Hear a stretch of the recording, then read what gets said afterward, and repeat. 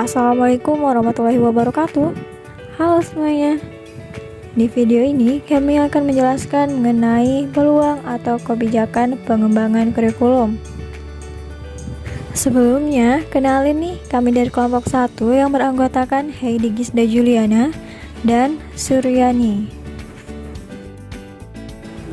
Adapun 5 topik pembahasan kita kali ini, diantaranya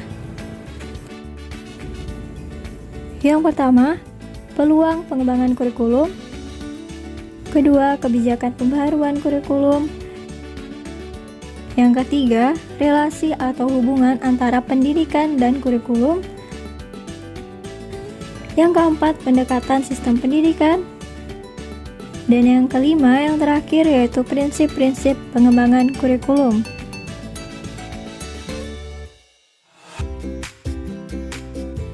Poin A. Peluang pengembangan kurikulum. Pada saat ini, bangsa Indonesia untuk kualitas pendidikannya itu masih cenderung kurang maksimal dalam peningkatan mutu. Apalagi dalam kondisi kekinian, tidak mungkin kebudayaan bangsa berkembang bila pendidikan di sekolah itu tidak efektif dalam mewujudkan pembelajaran sesuai dengan tuntutan kurikulum pendidikan nasional yang mampu mengantisipasi dan merespon dinamika kebudayaan pada era informasi melalui penyediaan sumber daya manusia yang berkualitas dan unggul.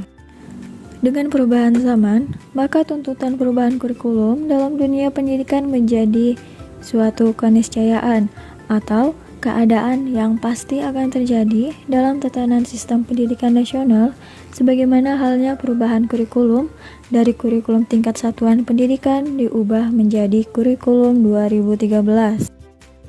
Nah, oleh karena itu, pengembangan kurikulum harus memperhatikan faktor seperti faktor filosofis, psikologis, sosiologis, dan keilmuan dalam rangka memastikan bahwa pengembangan kurikulum harus menjadi kebijakan. Bahkan, kebijakan sekolah secara mikro dapat mengusahakan pengembangan kurikulum, terutama untuk mendesain keunggulan sekolah, baik proses layanan maupun lulusan yang diharapkan stakeholder pendidikan.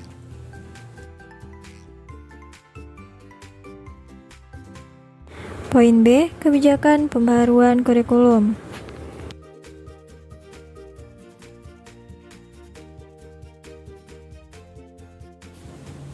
Kebijakan pendidikan adalah suatu pertimbangan terhadap sistem nilai dan faktor-faktor kebutuhan situasional berupa perencanaan yang dijadikan untuk mengambil keputusan.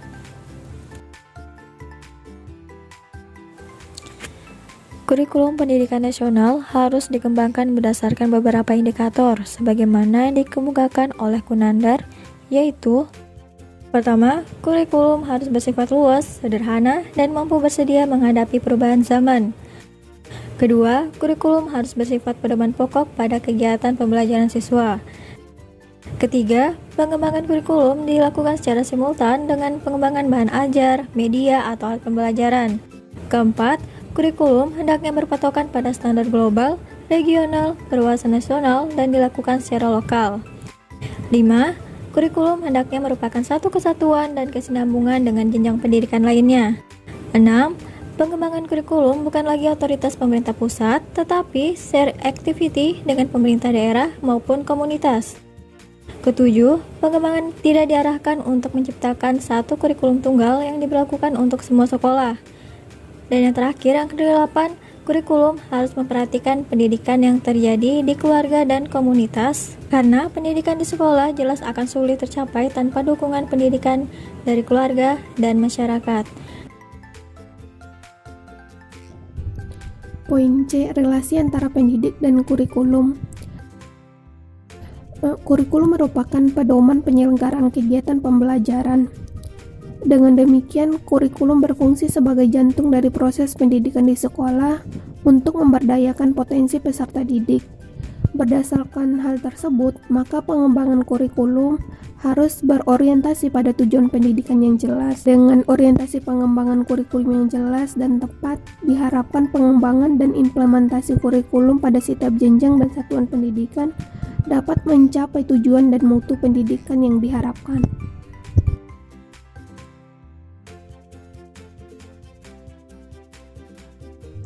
Poin D. Pendekatan sistem pendidikan.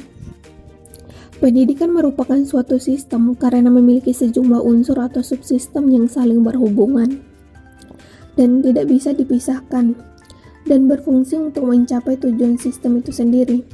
Dalam pendekatan sistem, maka pendidikan memiliki unsur-unsur sebagai berikut. Yang pertama itu raw input, 2 output, yang ketiga instrumental input, dan yang keempat itu unsur lingkungan. Unsur pendekatan sistem yang banyak dikembangkan adalah program evaluation and review region atau yang disingkat PRT. PRT merupakan mekanisme kerja secara menyeluruh yang menggambarkan kegiatan-kegiatan perencanaan, pelaksanaan, serta penilaian dari suatu program pendidikan. Seperti yang pertama itu pembakuan program pendidikan, yang kedua pencetakan dan distribusi, yang ketiga penyusunan program kegiatan, yang keempat itu pelaksanaan penataan bagi tenaga-tenaga dalam pendidikan, yang kelima penataan bagi para guru, dan yang terakhir itu program penyampaian pendekatan pembelajaran.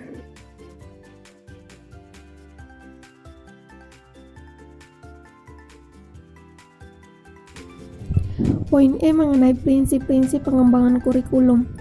Adapun prinsip-prinsip pengembangan kurikulum, yang pertama prinsip relevansi. Prinsip relevansi dalam pengembangan kurikulum, kita harus memperhatikan kebutuhan lingkungan masyarakat siswa di sekitarnya dan sesuai dengan perkembangan zaman. Yang kedua itu prinsip fleksibilitas. Prinsip ini memberikan kebebasan kepada pendidik maupun peserta didik dalam memilih program atau bahan pembelajaran, sehingga tidak ada unsur paksaan dalam menempuh program pembelajaran, tapi harus berdasarkan situasi, perkembangan zaman, serta kemampuan dan latar belakang siswa.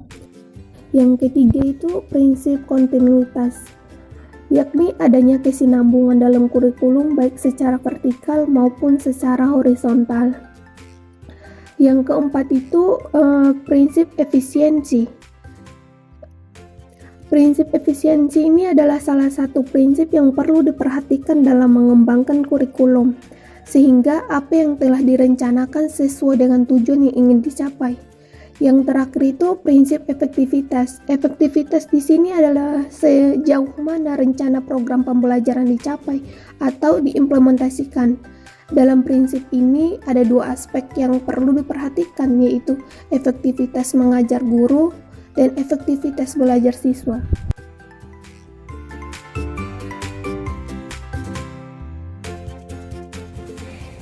Nah, itu saja penjelasan dari kami. Semoga dapat dipahami ya. Terima kasih. Wassalamualaikum warahmatullahi wabarakatuh.